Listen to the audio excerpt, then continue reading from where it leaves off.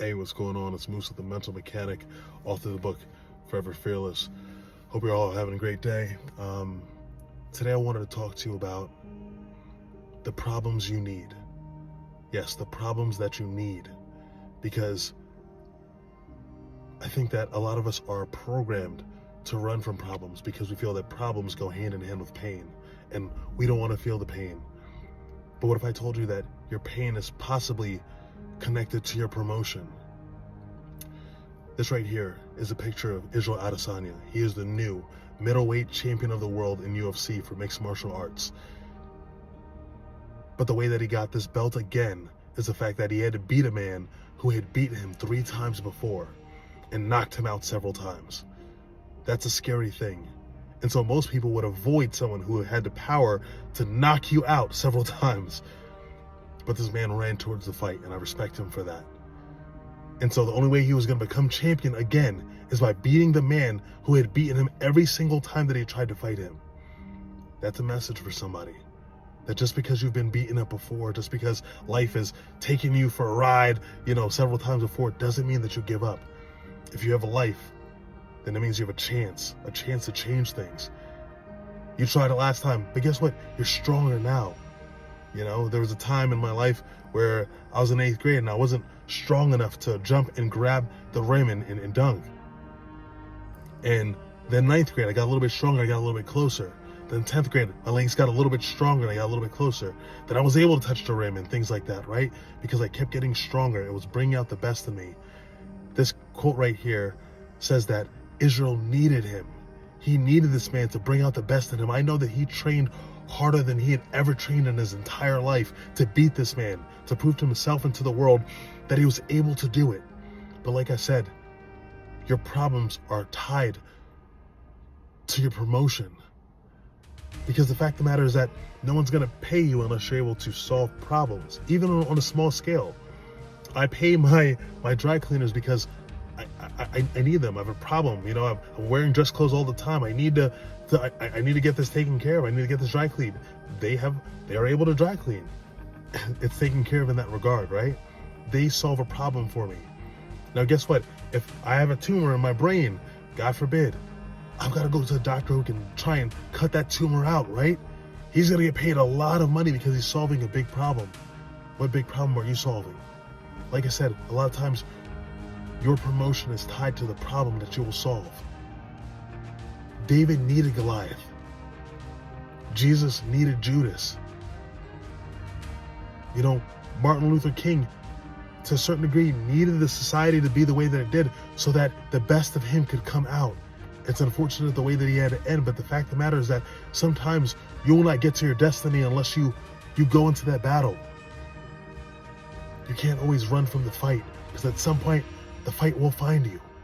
And then your back's against the wall. So you might as well strengthen yourself and be ready with a mental fortitude, ready to take on that battle. So like I said, maybe David needed Goliath. Maybe Jesus needed Judas. Maybe Martin Luther King needed all this racist society to bring out the best in him.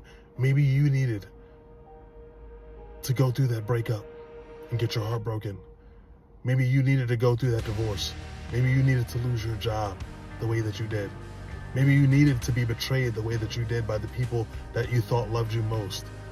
Maybe you needed to lose everything just so you could see the strength to get it back. Maybe you needed to go into that deep, dark depression so that you can help other people get out of it. Maybe that's what you needed to do. Maybe that's the problem that you needed in your life. And so, very lovingly, I tell you, don't run from the fight. Be wise in choosing your battles. But when you know that that's a battle that bears witness with your spirit, then go after it. Be brave. Be bold. Be fearless. I love you all. Forever. It's like, even when I think about my own life, I remember, going after my dreams when I was, 24, 25, and having my whole world shattered over in California. I remember just losing all my money. I remember getting evicted. I remember losing my car. I remember having to pack everything into my car at that time, which I was behind on, before it got repossessed. And, just tears balling up in my eyes where I'm like, man, my dream's over, my life is over.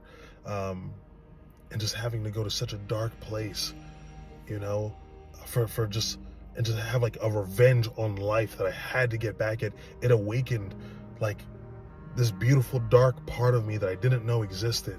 It was the monster that I needed to be able to conjure up so I could control it when I needed it at certain points in my life, like when I had to go into beast mode, because you can't just be the nice guy all the time, right? They talk about that warrior in the garden. That's what I've learned to be.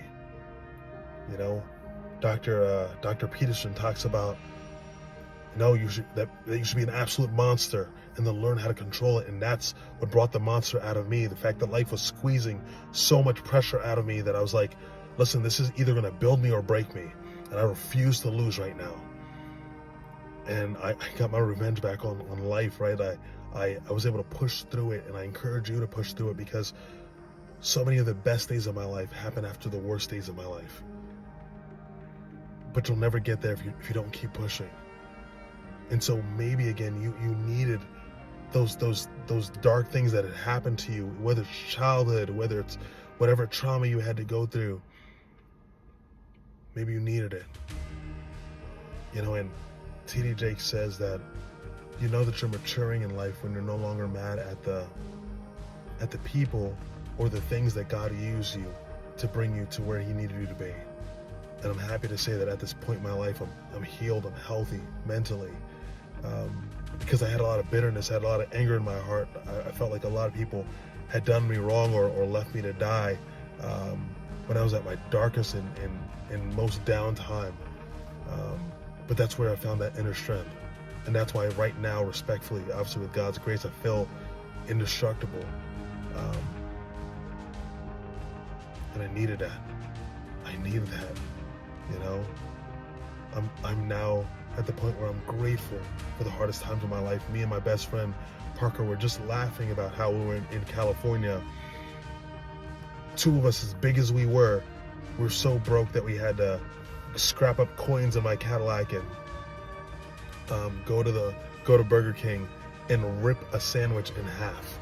Two big dudes, like 200 pounds each, and all we had was money for one sandwich that we had to split in half that day. And now we can look back and be like, man, we got books, we got songs with platinum artists, we got songs in movies, we got in the biggest magazines in the world, like we're doing shows that open up New York Fashion Week, we got requests for overseas, but it brought out such a beautiful animal inside of us, and we're grateful for it all. We're grateful for it all. It even brought us closer together as brothers and friends, because we know that no matter what happens, we'll never turn on each other. And so, again, I encourage you, embrace the darkness, embrace the pain. Chest out, head up. Take that fight on. Whatever it is in your life, whatever curveball life throws you, the blessing is the fact that you're living. You already won. Now, while you're living, it comes down to what you're gonna do. Fight or flight.